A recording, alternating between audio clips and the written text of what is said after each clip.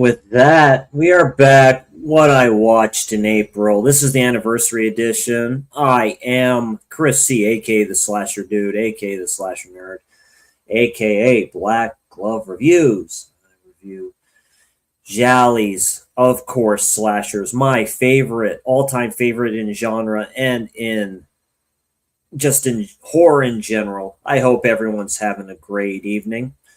This is a very late one. I do appreciate it. Like I say, 3 years, finally doing this. 3 years, actually doing content. But I've been watching YouTube since it first came out when I was a very young, nerdy lad in my later teens when we had computers that had DVD players inserted in them, like my mom had when she worked for the lab, Sandia Lab here in Livermore, California. I remember she brought that home, Super Mac, I think she called it. And my dad got sick at the time, but he wasn't that sick at that time. And I remember Wild Things I got on DVD. I still have that DVD. I put it into the DVD player in the computer. I watched it. I fell in love with Nev Campbell. I fell in love with just all those hot ass females and that. And that's how this love of cinema really started. I've been in anime all my life. I remember going to the comic book shop, which is still open in my hometown, Fantasy Books and Games in Livermore, California. Bob Borden still runs it. He'll run that place till he passes away. Hopefully that's not anytime too soon. And it's so cool just going in there, buying anime on VHS. That cost $30, by the way, the cost of an average 4K. And just going on from there, collecting manga. The first manga I ever collected was by Booster Armor Guyver. If you don't know, is the Guyver that you see with Mark Hamill in that film. Yeah, that's based off an anime, based off a manga. If you don't know, the very first manga I ever got is called Xenon Heavy Metal Warrior. I will show those off one time in a future stream. Anyway, whoever decides to drop in, I know it's very late. I really do appreciate it. Like I say, this is the anniversary stream of what I watched in April, my birthday month. Okay, I'm going to get this on my chest real quick. TerraVision. Yeah, where's my shit at? I mean, like, you give it to these influencers. And like I say, Piz, it's all good. Pizal, he's been doing this a lot longer than I have. I get that. Garrett, Born to be Rad, he's been doing this a lot longer than I have. But really, fucking seriously, I put my pre-order in. $154 and some change worth of other titles that they have. Excuse me. I am on the sauce. Yes, I did relapse. And this is partly because of it. I work in the grocery business. I work with people. And I'm very open. I wear my emotions on my sleeve. You all know that. And I yelled at a employee, which is unacceptable. And I got written up for that, which rightfully is so. I'm 47 years old. I shouldn't be doing that. I'm done and tired with the bullshit. I'm tired with the internet bullshit. The crap that I hear and all this other stuff too, which I believe in, right? You fall for the trap all the time. You fall for this stuff all the time. I want to give a quick shout out to a few YouTubers in this great, great community that I am part of, and I really appreciate you all inviting me into this. Like I say, 3 years, you could all say, like, F this dude. Like, seriously, really? He's talking about the same shit we've already talked about through horror and stuff like that, too. I appreciate fully the 300 plus subscribers I got, even though I have a nerdy voice. I'm 47 years old. I have receding hair. That's why I wear my fedora hat, my giallo yellow fedora hat. You know how that goes. I just love what I do, and I love this genre. I really love anime. I've always loved anime, the old school anime.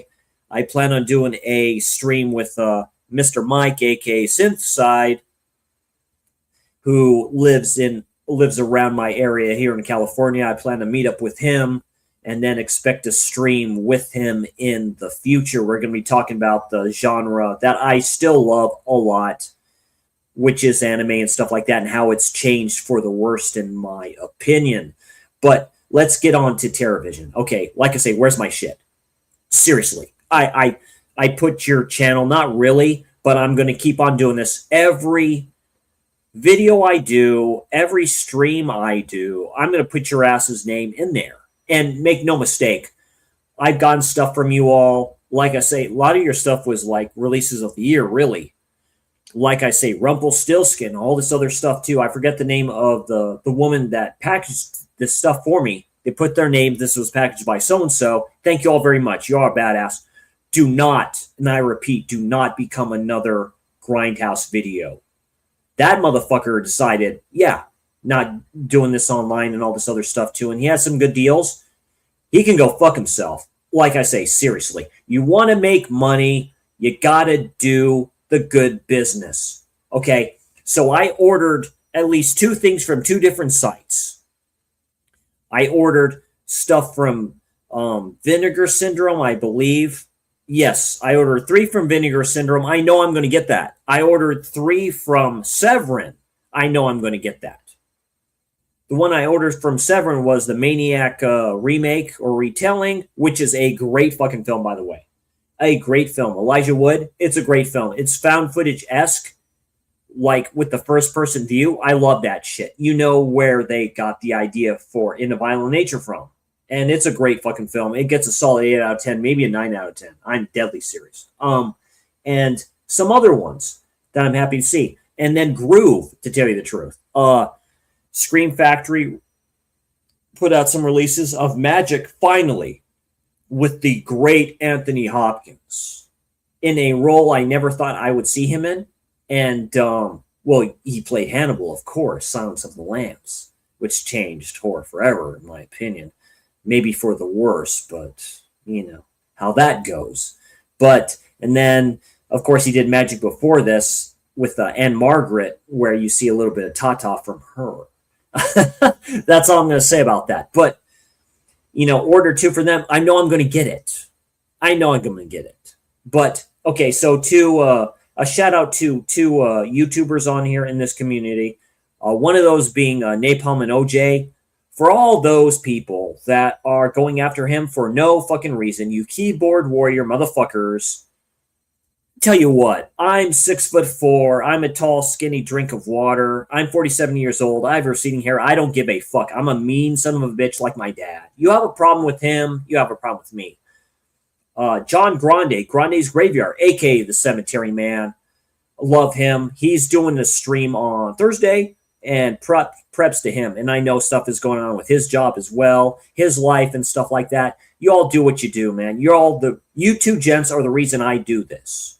You're part of this great community. You're the reason I do this.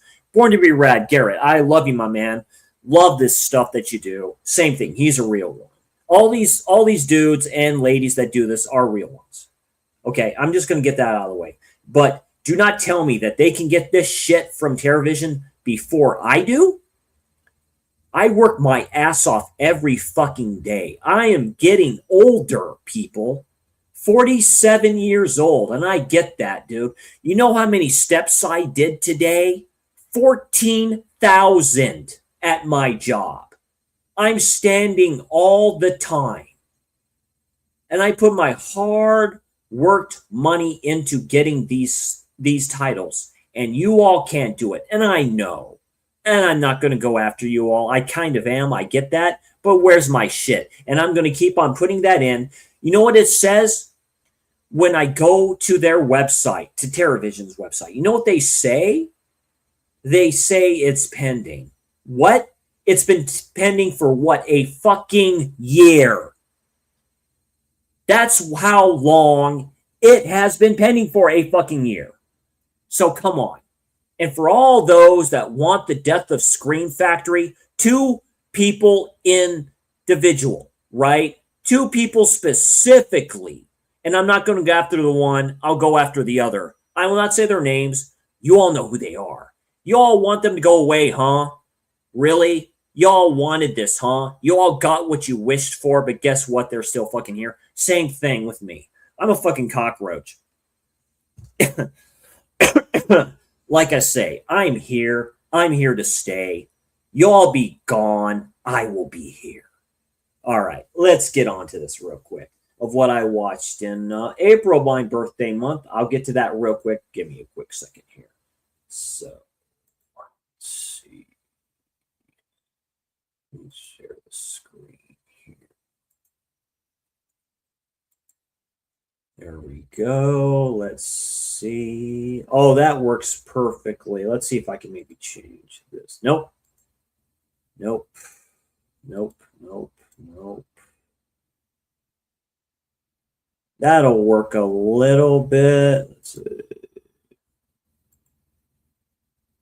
That's okay. That'll work. That's fine. That's perfect. Okay. So, okay. First up is Moon of the Wolf, a TV horror film. It's a slasher wise. It's one of the better werewolf films I've seen in quite a while. I plan on doing a top werewolf films and stuff like that. It's one of my favorite genres in horror, to tell you the truth. I still need to see Wolf Moon, I think it's called. Justin from the Rad Pack mentions that all the time, my man. I'll definitely plan on checking that out. By the way, I'm jealous of your fucking hair. F off. you and that damn long ass blonde hair. F off. So I give this like it's a good like 6 out of 10 one. I have it as part of a DVD set. It's kind of a, like I say, a bad kind of cut of that. But I recently got the one Vinegar Syndrome release, which I think is still available on their site. Definitely check that out. But it's a good one. So it stars David Jensen, Barbara Rush, Bradford Dillman, John Bernardo, and the late great Jeffrey Lewis, a great actor who I will be discussing during my slasher stream that I'll be doing solo, because he plays a defense lawyer in 10 to Midnight with the late great Charles Bronson as well. So get ready for that one. It should be a fun one. I'm going to be doing that slasher stream like my buddy Mr. Graveyard, aka Mr. Cemetery Man. My slasher bro Darren, a quick shout out to him. Happy birthday to him as well. And he's going through some stuff right now, so he's just resting up, chilling out, going into hyperbolic time chamber. Then he'll be ready to effing go when we get to Slasher Stream 20, which will be a big one, and maybe one before that. So just pay attention to that. So yeah, after several locals are viciously murdered, Louisiana sheriff starts to suspect he may be dealing with a werewolf. So yeah, it's a southern gothic type of film. So this sheriff, first off, these hunters are out in this place, basically just taking out kind of stuff. Maybe if they're in their territory, find this woman dead. She's a local woman from the town. She's been viciously just mutilated, as they say. Stuff is her pearl necklace, I believe, is stripped and all this other stuff too. So it seemed to have been personal. They think that Jeffrey Lewis's character is the one that did it, because maybe he had a relationship with her, and he plays you can say a handicapped type of a person here. It's a voodoo type of a family. Their dying mother suspects it's I forget the name they call the creature. They call it something else. And then it just goes on from there. The sheriff meets a woman that comes back to visit her brother in this mansion that they own here. I think it's done in Louisiana. And they hit it off. They've been friends for a long time, and then stuff happens from there. There's good kills in this one. I actually highly recommend it for a television film. It's very good. I love my TV horror. I'm starting to get into those. So I highly recommend this. A good solid 6.5 out of 10. I'll say 6.5. And yeah, directed by Daniel Petrie. And I do like the ending from it. So it's very good. This one is kind of corny, but it does work for what it is. You also get introduced to the woman he meets to the brother first. This man runs the place. You find out some stuff about their father, about what he was, and where this kind of comes from. That's all I'm going to say. If you haven't checked out Moon of the Wolf, definitely check it out. I highly, highly recommend it. Next up, we have, bring this up here, Nosferatu the Vampire from 1979 with my man Mr. Klaus Kinski, aka Klaus Kinky. He plays Dracula, not Count Orlok. And this is a very good film. I do like it a lot. It is directed by Werner Herzog.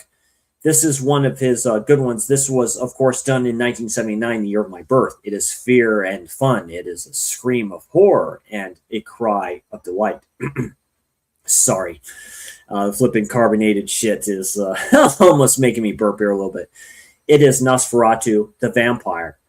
A real estate agent leaves behind his beautiful wife to go to Transylvania to visit the mysterious Count Dracula and formalize a purchase of a property in Wismar. So this is a trip. So the original Nosferatu was done unbeknownst, and which is a German film, by the way, to Bram Stoker or That Estate, where they, like I say, they changed the name, but it's probably the most accurate account of the book, which I have read, which I do like a lot, other than Van Helsing character is very corny. So the Anthony Hopkins character in Bram Stoker's Dracula film, directed by Francis Ford Coppola, is probably the best interpretation of that character. But here, Klaus Kinski is very good. Let's see if I say her name correctly. The very beautiful and talented Isabella Adjani plays not Tina.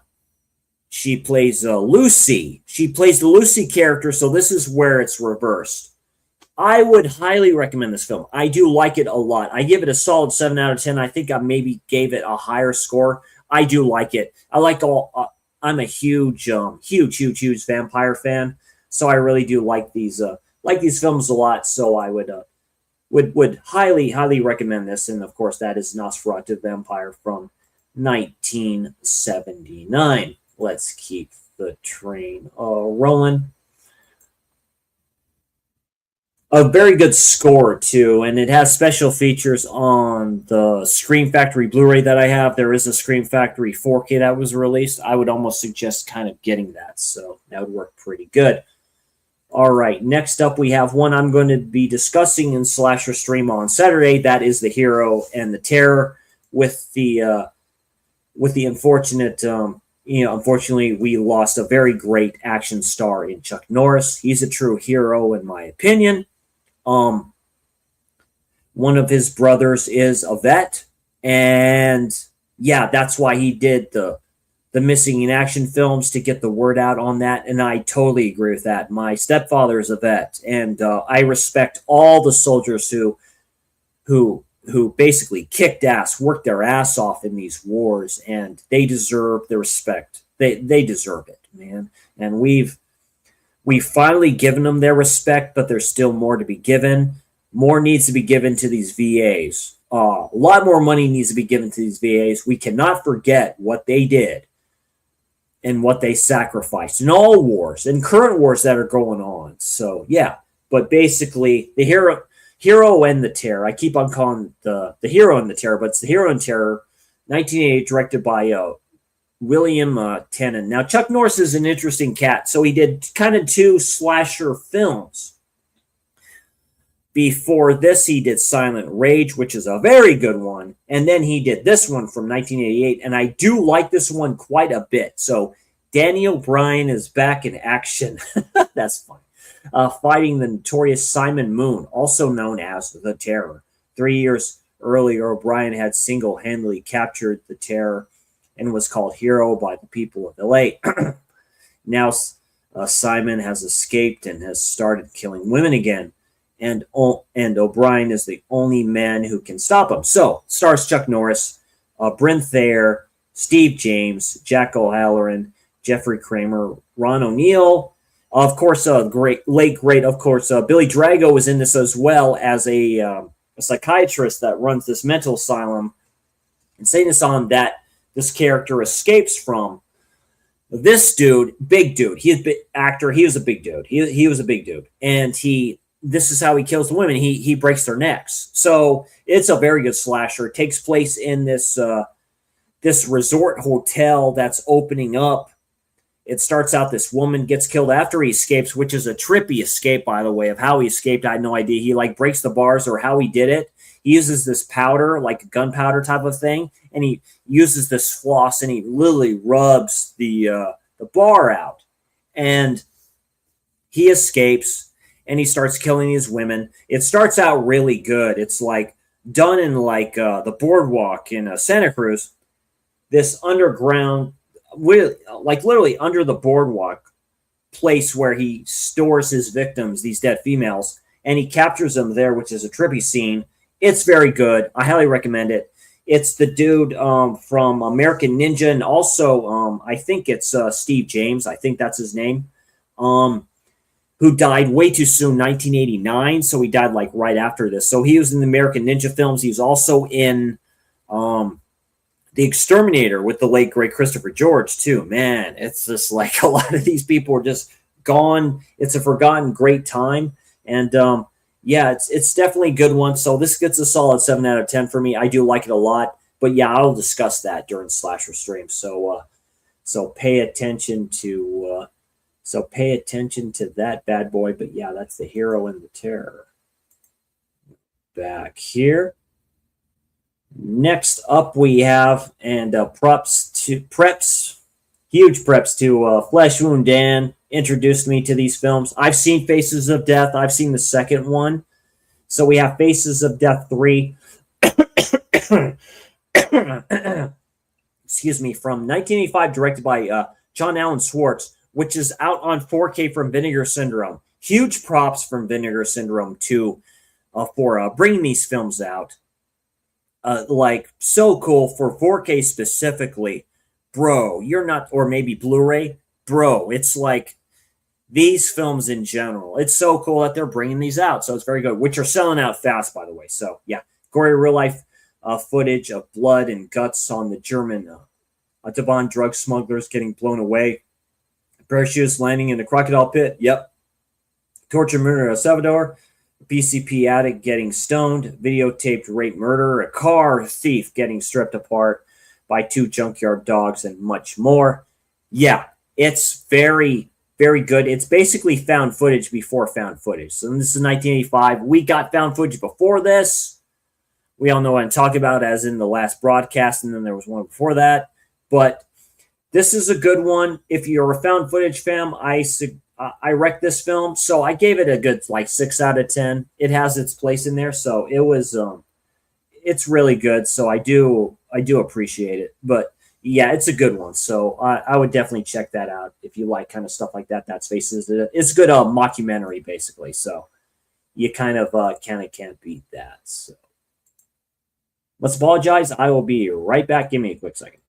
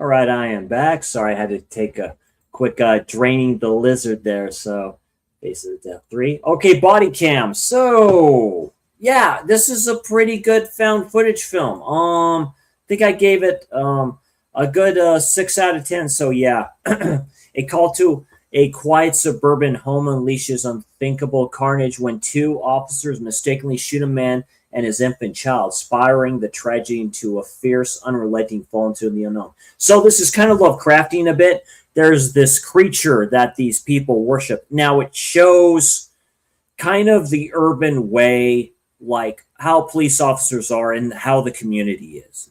There is a message here. So basically, These police officers get called to this house and something's going on. They see this like basically like looks like a dugout hole into nothing in the basement of this house. There's a man with a child, and one of the officers accidentally kills him and possibly the child. And all this stuff happens. They try to, something happens, they leave, they get calls and all this other stuff too. That's why it's called body cam, because it's all done through the officer's thing. They go to this lady, can you erase this footage? She tries to do it, then she sees what happens, and she's like, I can't do it. I can't do it. Something's going on. The other officer, who happens to be black, they take to his mother's house, and I think she adopted like a lot of these kids. Now they're doing like, it almost seems like it's a cult type thing, and she kind of warns the officer about some stuff. She warns her son about some of this stuff of what could happen. It's actually quite good. I gave it a good 6 out of 10 at the time, I believe. It's pretty good considering where the house is at, where you see this this photo right here. And it's a good Shudder original. I do like it. I like my found footage films. About maybe 75% of them are bad. And it's pretty good. So it stars Jamie M. Kalika. I believe I said that right. Sean Rogerson, Catherine Lowe August, and then Angler Prater. I would, if you like found footage films, you would probably like this. I see my man Ben Grimm down there in the corner. I gave it 2.5 stars. That's about right. So it's about, I'll give it a good solid 6. I'm really nice with my found footage films and films in general. And I do like it. I'll see it again. It's almost like a Slender Man type of thing, or an Empty Man type of thing, because you see this creature, and the creature's done actually very well, in my point. It's maybe drawn out a little bit. So, but it's a good one. I would check it out just for shits and giggles wise, but I do like it as a found footage film. It's a good one. But yeah, that's Body Cam from 2025. A good, I think I may have that in my, I still need to do, and I'm sorry, I still need to do my my top films of 2025. It will mostly be horror. We'll see. So expect that in the future. Well, but that's Body Cam. Let's see.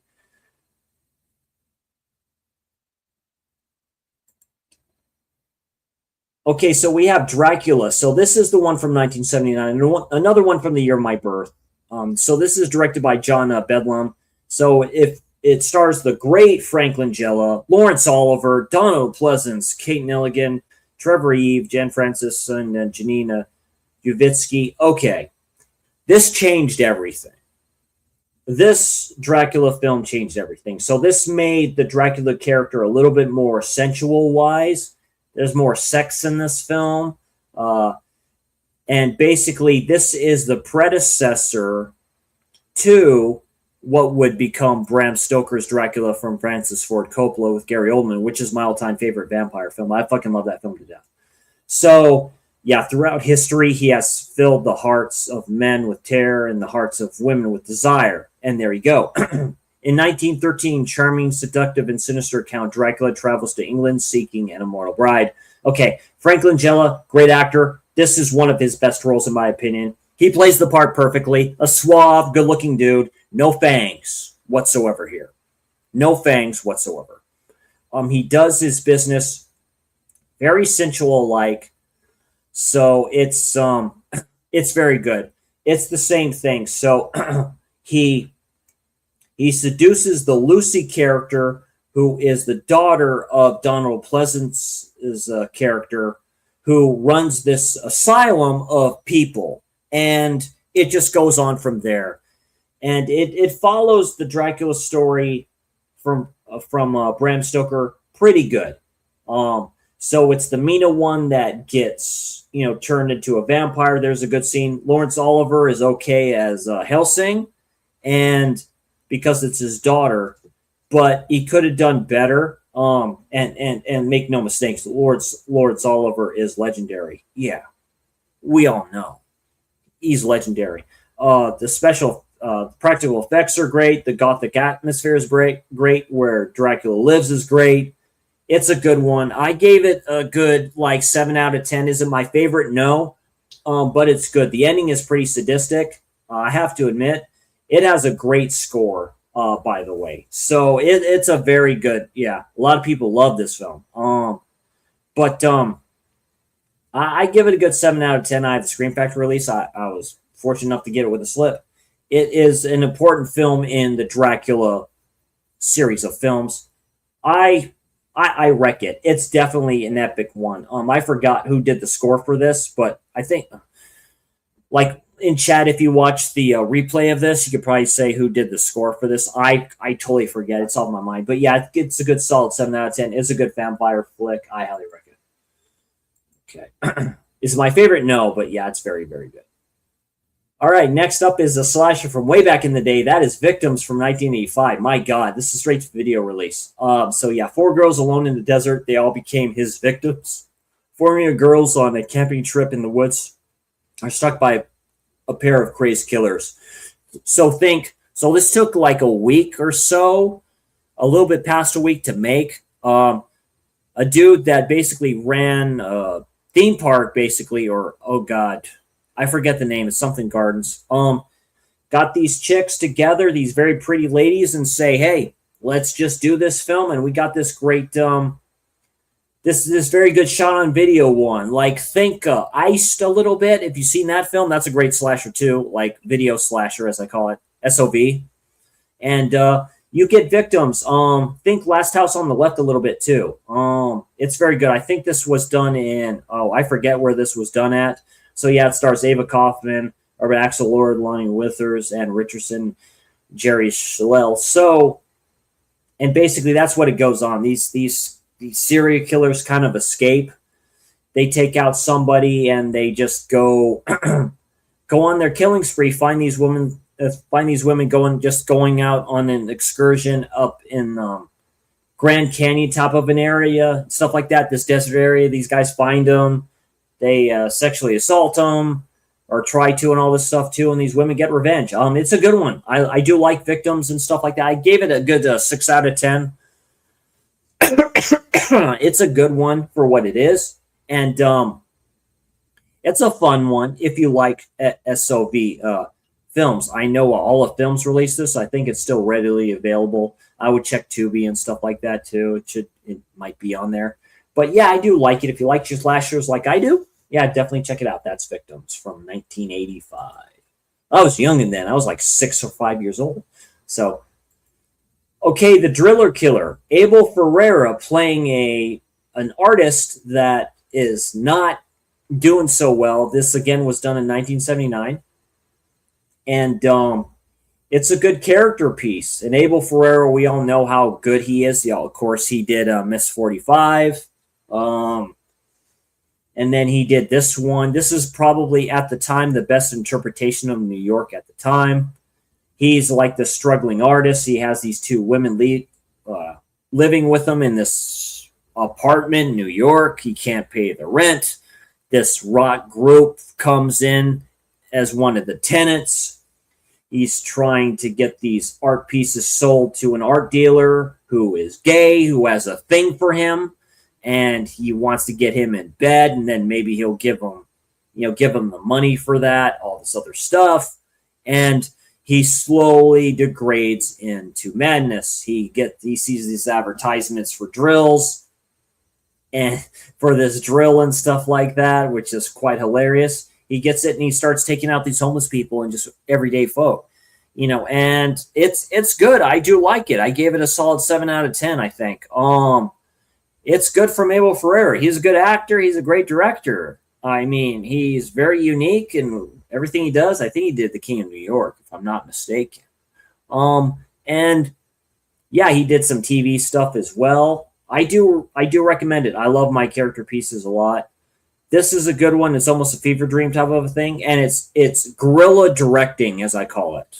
And that's when you get down and dirty with it, because Abel Ferreira is from New York, from what I understand. And that's great. And to me, it's the best interpretation of New York. Like Maniac, to me, is the best interpretation of Los Angeles.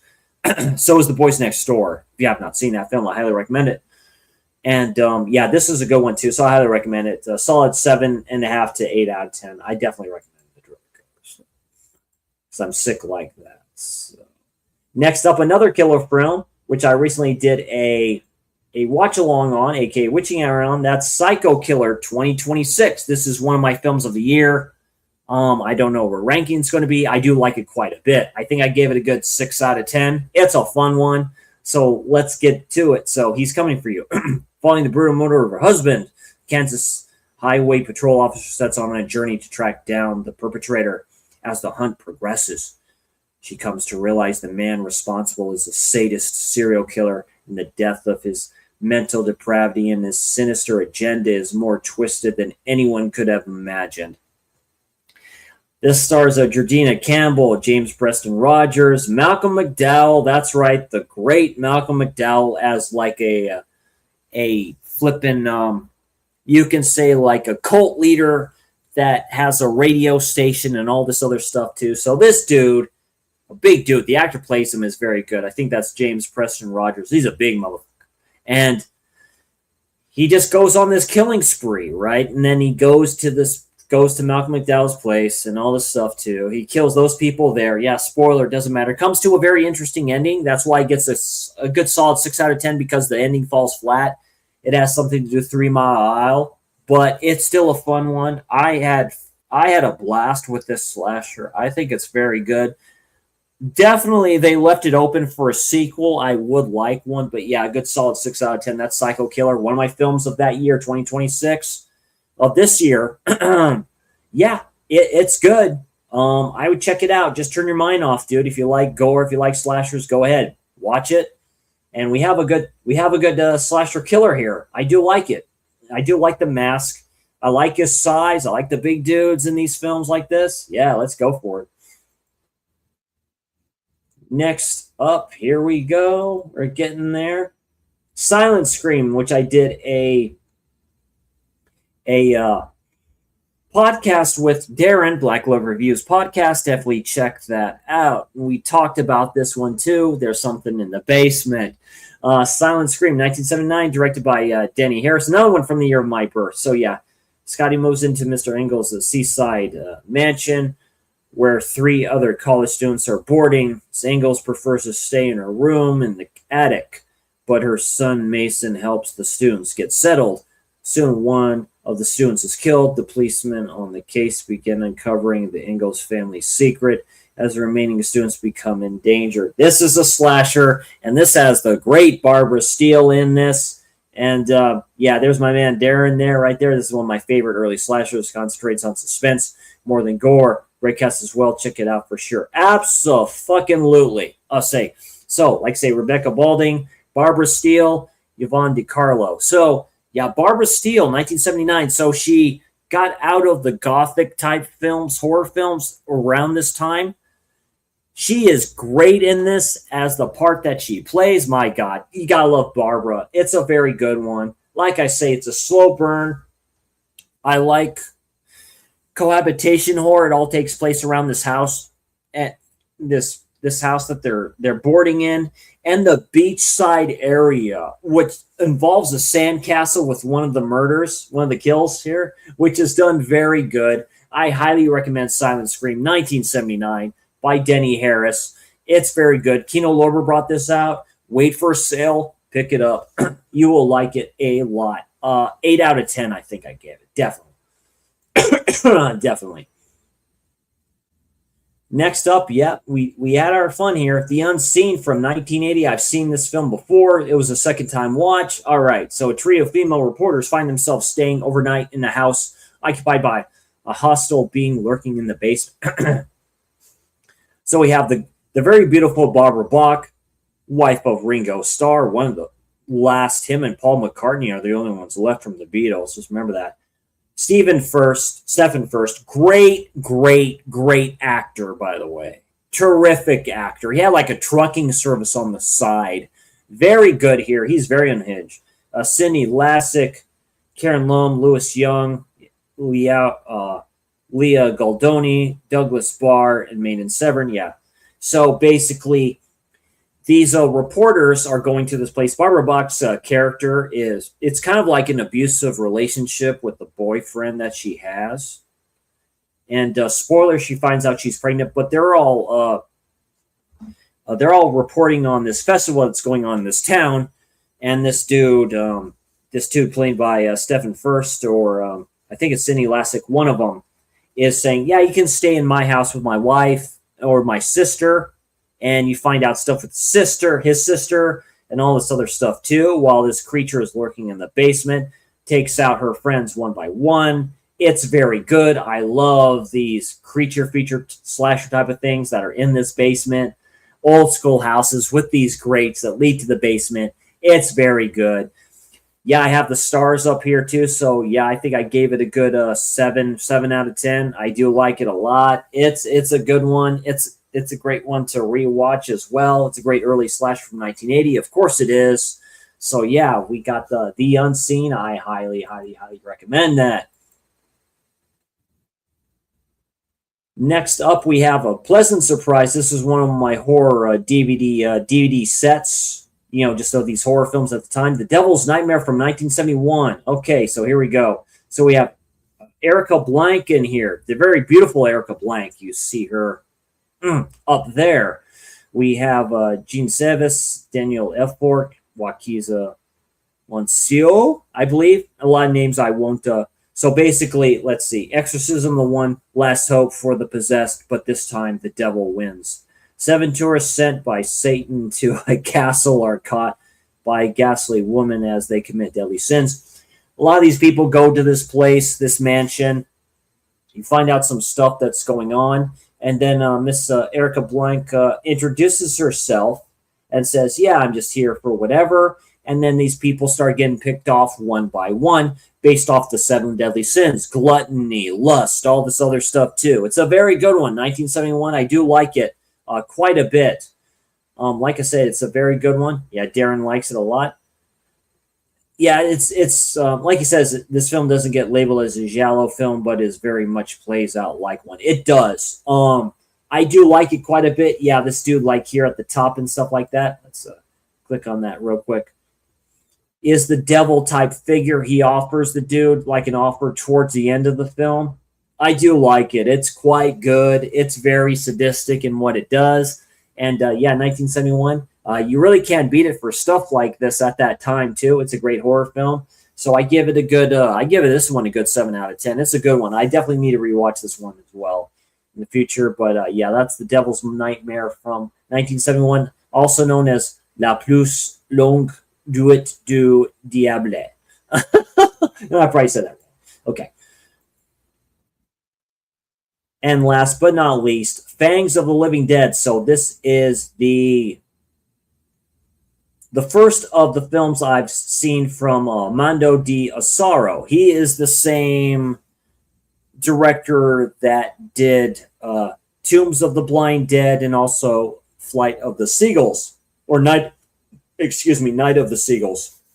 It's part of his Blind Dead trilogy. This is an unofficial part of his Blind Dead trilogy. He did this one in 1969, so this was first. A beautiful virgin inherits a castle, but when she arrives at it, she finds that the inhabitants include a strange nobleman and a bevy of beautiful women she suspects may be vampires. This is ahead of its time for 1969. So it stars the very beautiful Anita Ekberg, Julian Garde, Gianna DC, and Deanna Loris as well.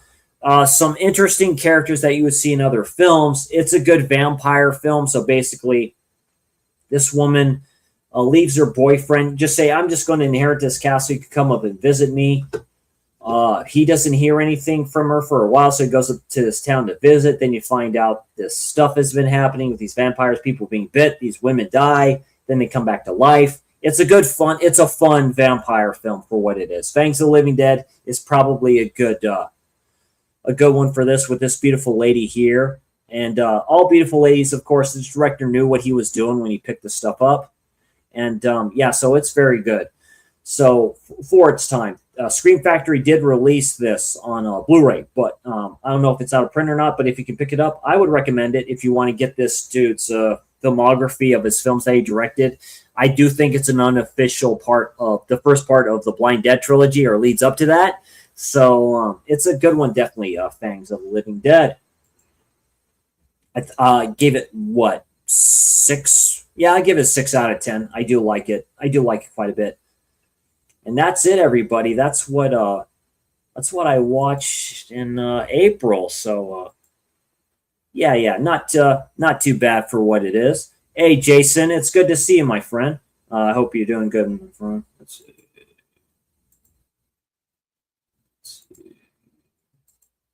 There we go. Perfect. Yeah, no, it's good to see you. No, it's going good. I know it's early where you're at and stuff like that too. So I know this was late to do, but it's okay. I wanted to get this out of the way. And yeah, so like I say, this was my anniversary. We're doing this for 3 years. And just showing what I watched in April and expect the next one of what I watched in May as well. I'm going to try to catch up. Check out my slasher stream on Saturday and check out the Witching Hour on Friday, where I will be watching and discussing a live watch along and discussion of course, the one everyone else has done, Night of the Living Dead. So, and then slasher stream I'll be doing that solo. My man Darren is on sabbatical a little bit. Love you, man, and yeah, I'm going to do that solo. So I'm going to be talking about 3 films with legendary action stars, talking about 10 to Midnight with the late great Charles Bronson, and then Tightrope with the still among us Clint Eastwood. Happy birthday to him as well, 98 years old. And Tightrope is an interesting one. That'll be a first time watch for me. I heard it's very good. It's very different from him. And then, of course, Hero and the Terror with the late, great Chuck Norris, which I do like quite a bit as well. So definitely keep your ears and eyes out for that one. Also, late Thursday night, I'm going to go see The Odyssey. Got my ticket all ready to go for that for the theater in my town. So, yeah, and I'm just going to try to turn off all the noise from the internet and these Instagram shorties on Instagram and all that stuff. You know how that is, gentlemen. But anyway, if you can, like, share, subscribe to this, watch the replay, and yeah, in the comments section, let me know if you've seen any of the films I talked about tonight that I watched in April. Yeah. Thank you all again. Thank you all very much for the support. 300 plus subscribers. I'm very humbled. I'm just a nerd that loves talking about everything from like horror, anime, and even books on my other channel. I still need to do another video on my Black Glove Books channel, so expect that in the future as well. Anyway, you awesome people, take care. I'll see you all next time. Peace, and by the way, buy what the fuck you want. And by the way, TerraVision, give me my shit, please.